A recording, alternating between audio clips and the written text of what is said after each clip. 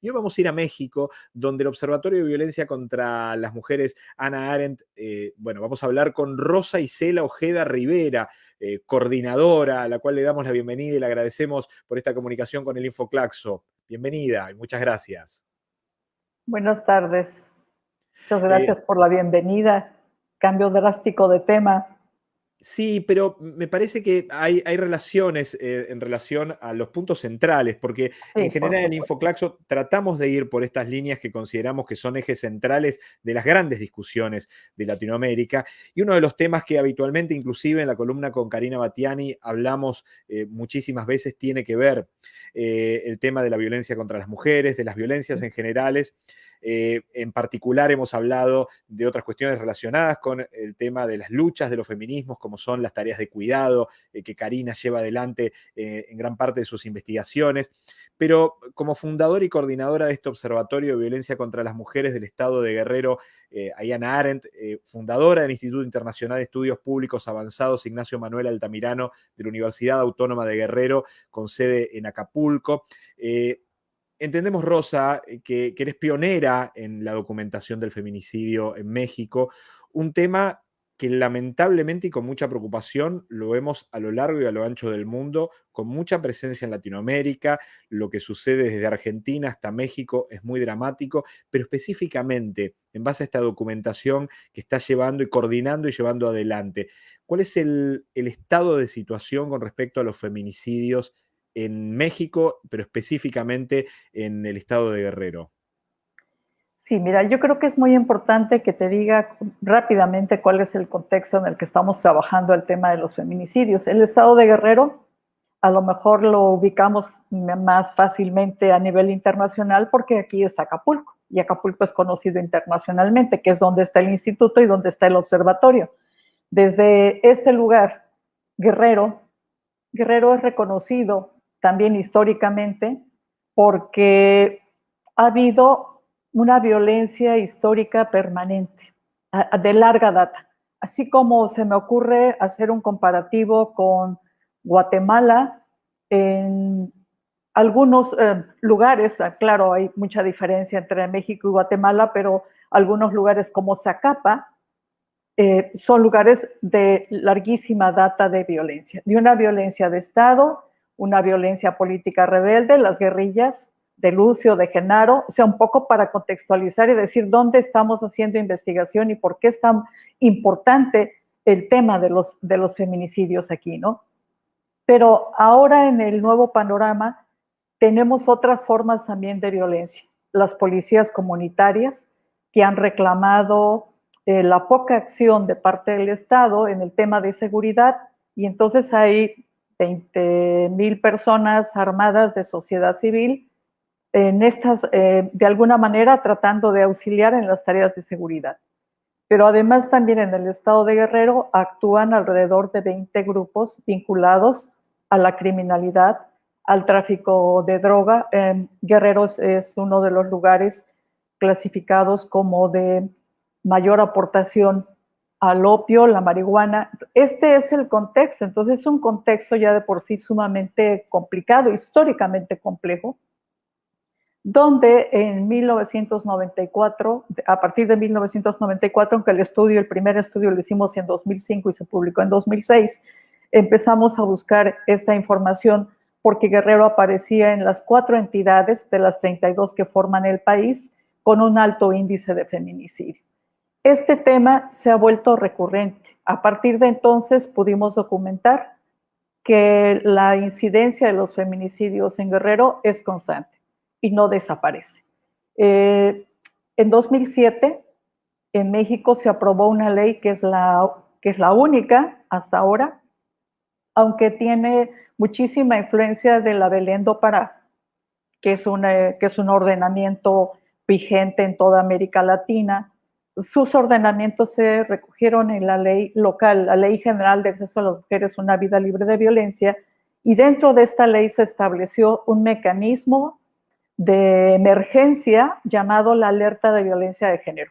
Guerrero tiene 2 alertas de violencia de género, una por feminicidios y otra por agravio comparado. En otro momento quizá podemos hablar más detenidamente de estos detalles, pero esto significa que sí estamos en una entidad que tiene una alta incidencia. En este momento el observatorio pasamos de trabajar violencia contra las mujeres en general a trabajar feminicidio, que fue un tema que nos ha ocupado con el equipo, que no es un equipo sumamente grande, que tampoco tiene una financiación, que pasa generalmente, pues lo que ocurre con los centros académicos, que no siempre tienen la total financiación. Y entonces, este equipo terminamos trabajando feminicidios y en este momento estamos tratando de visibilizar los feminicidios en los lugares donde habitan los 4 pueblos originarios, Nahua, Mepa, Ñusabe y Ñonda, ¿no? Entonces, un poco recordaba esto cuando hablabas de Brasil y de esta manifestación en Brasil. Estamos visibilizando estos feminicidios en esas regiones, pues que son mucho menos visibles y que la situación de las mujeres son muchísimo más complicadas, no solamente pues porque tienen menos acceso a la justicia, porque no tienen tampoco las condiciones económicas para poderse desplazar y hacer la denuncia. Pero si esto fuera poco, en esos territorios en los que ahora estamos trabajando, pudimos constatar que se abre también otro interregno que aumenta la impunidad. Y este interregno es porque en esos lugares, en esos municipios, hay vigentes 2 sistemas normativos. El sistema normativo regular y el sistema normativo de los pueblos comunitarios. Y no hay entre sí una comunicación. Y en los sistemas comunitarios no hay un reconocimiento, no en el nivel al menos formal que hay en la Constitución, de los derechos humanos. Y no de leyes, tampoco de leyes específicas como esta ley de la que yo he hablado, Ley General de Acceso a las Mujeres a una Vida Libre de Violencia. Con lo cual creemos que desde la academia, esta actividad que hacemos, este trabajo que hacemos, esta documentación, que no solamente son números, como lo estoy comentando, sino que tiene que ver con una mirada más transversal y donde no solamente está lo cuantitativo, sino lo cualitativo. Rosa, es muy interesante el panorama que tú haces porque nos permite tener un contexto en donde se instalan estas situaciones. Específicamente, sí, en muchas ocasiones hemos visto el estado de Guerrero con niveles de violencia lamentablemente récord en muchos casos. Y una pregunta que me surge en el contexto de esta investigación, que es tan importante y que pone en la posibilidad de visibilizar, dar a conocer la situación de la violencia contra las mujeres.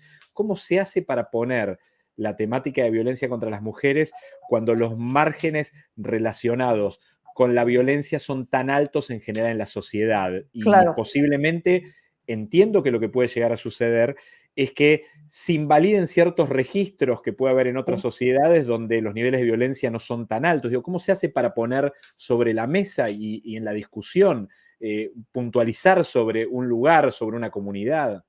Sí, ha sido muy difícil, pero yo creo que lo que fue muy importante en el caso de México y en el caso de Guerrero, y me parece muy importante que hayas mostrado la carátula de ese primer informe, que es pionero. Este fue un informe de violencia feminicida, este en particular es de Guerrero, pero hubo 10 textos más de 10 entidades que fueron financiadas por el Congreso de la Unión. Hubo ahí una comisión de diputadas y de senadoras que ayudaron a que este tema se hiciera visible. Yo creo que de otra manera hubiera sido muy difícil un esfuerzo solamente focalizado desde Guerrero. A partir de entonces aprovechamos y a partir de este esfuerzo y de este libro creamos el Observatorio de Violencia contra las Mujeres Hannah Arendt, publicamos un segundo informe y ya no dejamos el tema hasta lograr que en 2017 se declarara la primera declaratoria de alerta de violencia de género. Entonces, efectivamente, o sea, era un tema como perdido, como relegado, y quiero comentarte algo que me parece que es muy importante de los feminicidios en un contexto regular y en un contexto como el que te estoy diciendo, agravado por otras violencias. Lo que pudimos documentar en este primer informe Yo creo que hablábamos de 300, menos de 500 asesinatos de mujeres en ese periodo, en 10 años, y luego al próximo informe, que fueron otros 10 años, 2005 a 2015, se había cuadruplicado los datos. Pero además, en el análisis cualitativo, mientras en el primer informe aparecía casi la totalidad, el 80 y 90% de los casos ocurrían dentro del domicilio de las mujeres, eran por familiares cercanos, en el otro informe ya tenemos muchos asesinatos agregados de mujeres en el ámbito público y de desconocidos o por grupos, ¿no? Entonces es cómo afecta también este ambiente de violencia, esta criminalidad y esta alta impunidad en el tema de los feminicidios. No disminuyen, aumentan, pero aumenta la impunidad, aumenta la injusticia, aumenta la falta de justicia.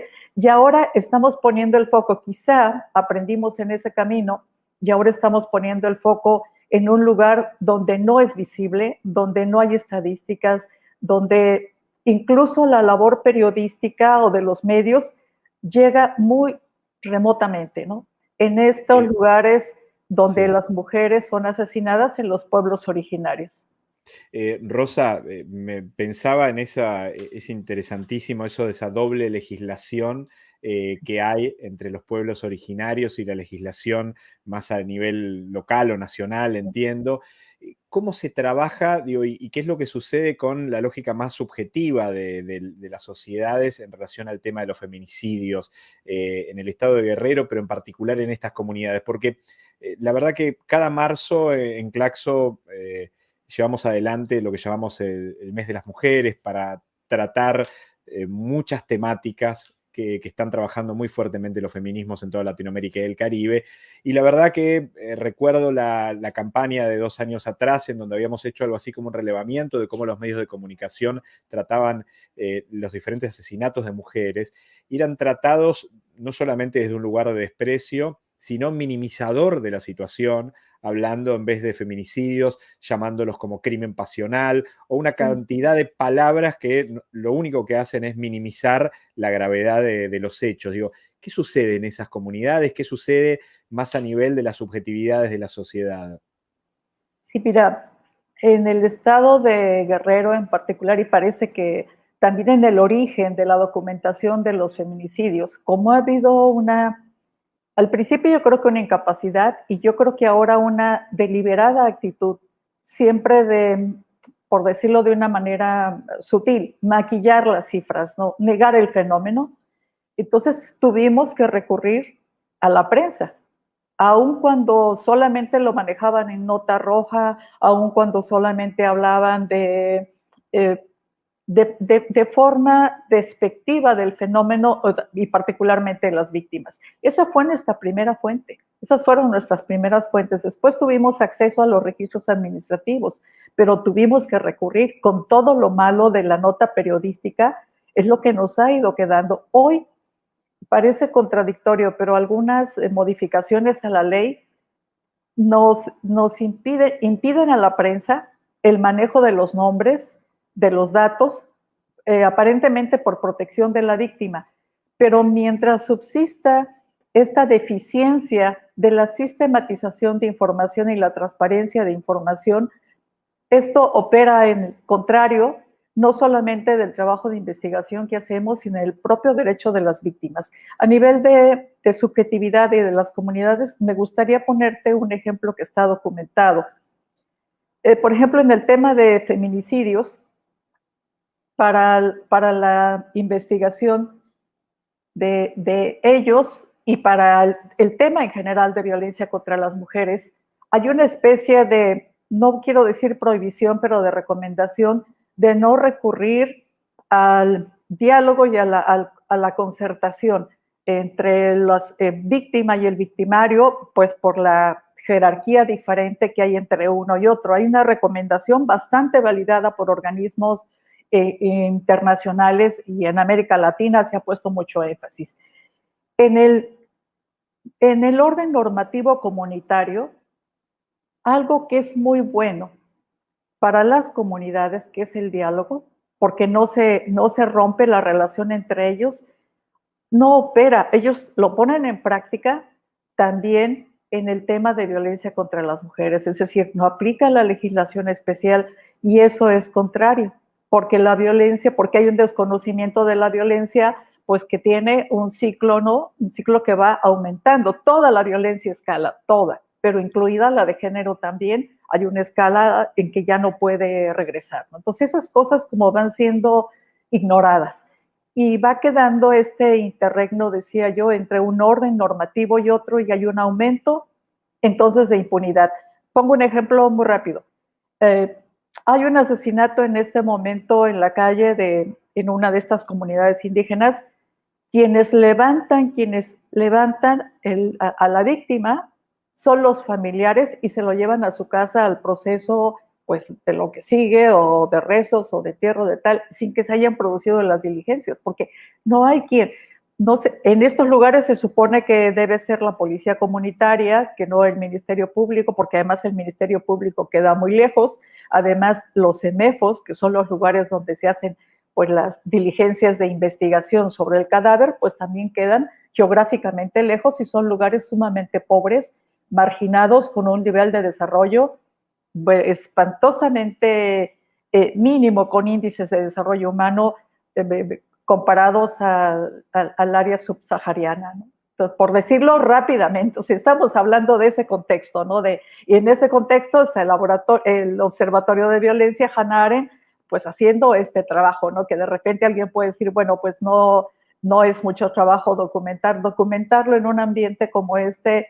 sí que es un poco complicado, pero ha tenido utilidad doble cuando han querido a nivel de las instituciones para recoger los datos, como para este camino de la alerta de violencia de género, y a nivel también de sociedad en el movimiento de mujeres y feminista, que cuando no tenía datos para poder fortalecer su demanda, pues ha echado mano de lo que tenemos aquí trabajado y publicado afortunadamente. Rosa, no, me quedaba pensando lo que tú decías en lo fundamental que es la presencia del Estado, ¿no? Digo, siempre Sí. la presencia del Estado, pero digo, en estos trabajos, estas aproximaciones con las investigaciones y con estos informes son fundamentales, digo, porque es la posibilidad para que si tiene, o sea, claramente tiene que haber un Estado presente, pero de qué manera puede intervenir un Estado para estar presente. Me encantaría, Rosa, que nos puedas contar dónde se puede ver este informe, dónde se puede acceder a estos materiales, si hay una página web, porque estoy seguro que del otro lado hay gente que se puede ver muy interesado entendiendo y encontrando en esta investigación que van haciendo un material que puede ser valioso para otras comunidades. Están en línea, todos los informes de los que estamos hablando están en línea, se pueden buscar así, y pues también tenemos una página del Observatorio de Violencia Hannah Arendt y tenemos un Face que nos pueden localizar. Por esos materiales los buscan así como informe de violencia feminicida en México, y de las 10 entidades está el de Guerrero y están la de las 9 entidades más. Entonces, materiales que se encuentran ahí que son asequibles, y porque esa era un poco la idea, ¿no? Hacer este informe y hacerlo lo más público posible, compartirlo lo más posible. Ahí estamos viendo una de las direcciones, inclusive en la página de Claxo, donde pueden encontrar, y ahí si sacamos el graph, podemos ver este Observatorio de Violencia contra las Mujeres, Hannah Arendt. Nuestro logo. Ahí el logo y la posibilidad de buscarlo. Rosa, la verdad que un gran placer poder tener este testimonio concreto de lo que implica el trabajo de investigación, y aparte realmente lo que nos parece fascinante es cómo los movimientos desde el feminismo y desde la construcción, sea desde la academia, pero también desde los movimientos sociales, tienen un entrelazado a nivel Latinoamérica y el Caribe que nunca deja de sorprenderme y de fascinarme, porque se entiende de ahí cómo se van dando las transformaciones por parte de los movimientos de los feminismos. Y tengo que decirlo, digo, el equipo de producción que había accedido a hablar contigo previamente, se habían mostrado realmente muy impactados muy positivamente con esta investigación, con todo el material, y de ahí la posibilidad de poder hablar aquí en vivo. Así que seguiremos en contacto para poder tener más datos y para ver cómo sigue avanzando esta investigación, y bueno, y realmente tener de primera mano lo que va pasando ahí. Gracias por este contacto, Rosa. Muchas gracias por el espacio para la investigación y para el trabajo que hacemos. A nombre del equipo, muchísimas gracias.